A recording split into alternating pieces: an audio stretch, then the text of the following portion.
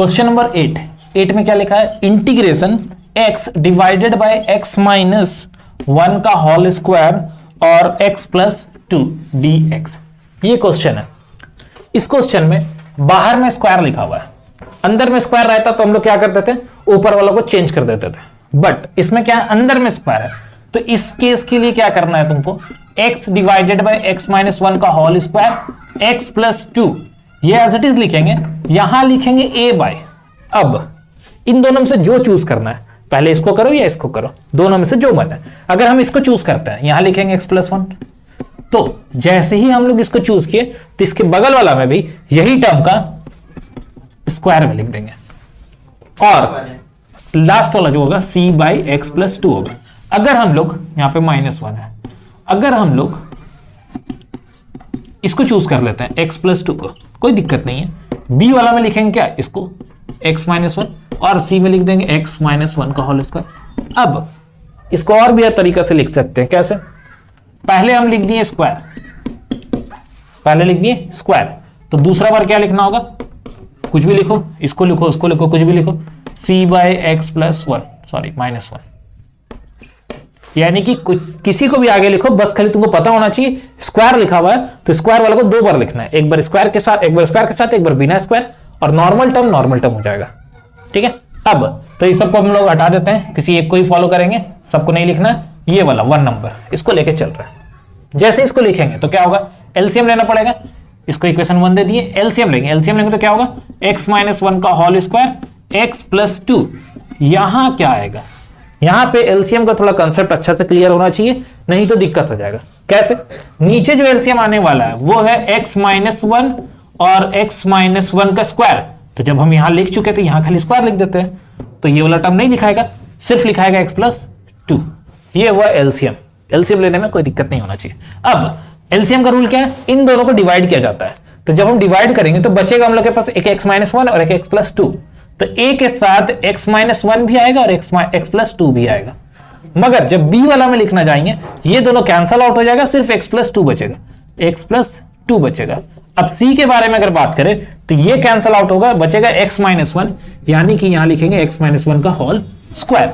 फिलहाल ये दोनों तो कैंसल हो जाएगा, बचा क्या, एक बार लिख लेते हैं x, यहां बचा हुआ a with in bracket x minus 1 x plus 2, b में x प्लस 2 और c में x माइनस 1 का होल स्क्वायर। अब 3 वेरिएबल यहां पे, 3 कांस्टेंट है, a b और c, एक एक करके बनाएंगे। इसको 0 किया, कितना आएगा, x इक्वल टू 1। तो पहला वाला केस में क्या लिख देते हैं, when x इक्वल टू 1 में चेक करो, यहां 1 आया, यहां पे 0 नहीं लिखेंगे, यहां पे बचेगा 1 प्लस 2 तो 3, यानी कि 3b। तो b का जो वैल्यू होगा वो कितना आने वाला है, 1/3, 1/3। अब दूसरा, ये तो वापस वही चीज है, तो ले नहीं सकते, एक बार तो ले ही चुके हैं, तभी फिलहाल छोड़ देते हैं। इस पे आता है x का वैल्यू क्या है, -2, तो यहां लिख देते हैं when x इक्वल टू -2। तो जब -2 पुट करेंगे तो यहां पे -2 आया, यहां पे पुट करेंगे खत्म हो जाएगा, यहां पुट करेंगे खत्म हो जाएगा, यहां पुट करेंगे क्या आएगा, c होगा, ये -1 और ये माइनस, तो -3 का होल स्क्वायर, ये -2 9c हो जाएगा, c इक्वल टू -2/9 होगा। अब लास्ट बच चुका है b, तो b के लिए क्या करेंगे, अपने मन से, क्योंकि हमारे पास कुछ ऑप्शन नहीं बचा है, हम लोग के पास जो ऑप्शन था 1 और -2 यूज कर चुके हैं, अब बचा क्या, कुछ नहीं बचा, तो हम लोग के लिए सबसे अच्छा होता है 0 ले लेना। तो जब 0 लेंगे तो यहां 0, खत्म कहानी।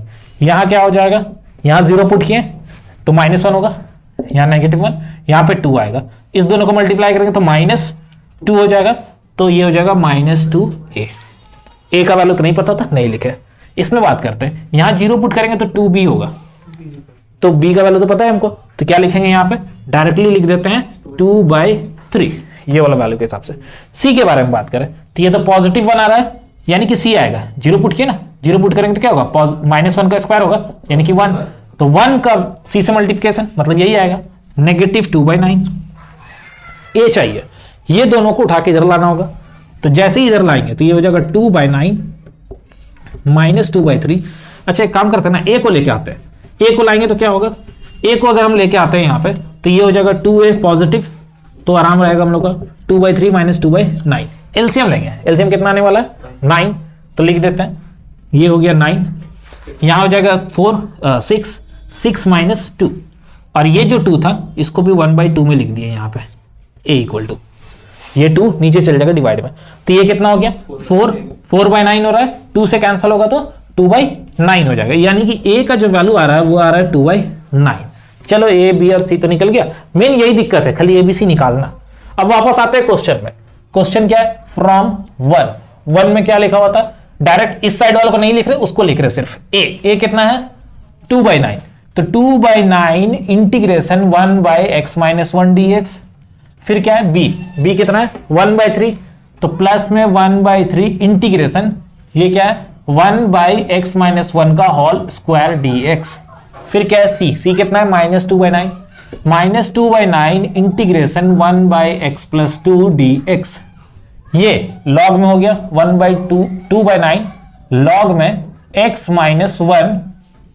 अब इसका क्या करें, ये क्या लिखा हुआ है, ये लिखा हुआ 1/, में अगर हम इसको z लेंगे तो इसका डिफरेंशिएशन ऑब्वियसली dx आ जाएगा 1 के साथ, तो इसको क्या बोलेंगे z का स्क्वायर बोल सकते हैं, तो z का स्क्वायर तो ये बन चुका है 1/z का स्क्वायर, तो ये तो लॉग में होता नहीं है, इसको ऊपर लाना होगा, तो z का पावर -2, रूल के हिसाब से +1 करना होता है, तो ये हो जाएगा z का पावर -1/-1, यानी कि उसको हम लिख सकते हैं 1/3 तो आएगा ही आएगा, माइनस भी आएगा साथ में, तो यहां से हटा के हम माइनस लिख दिए, z का पावर -1 है, इसका मतलब 1/, में लिखना है तो बाई में लिख देते हैं, ये उसका इंटीग्रेशन है।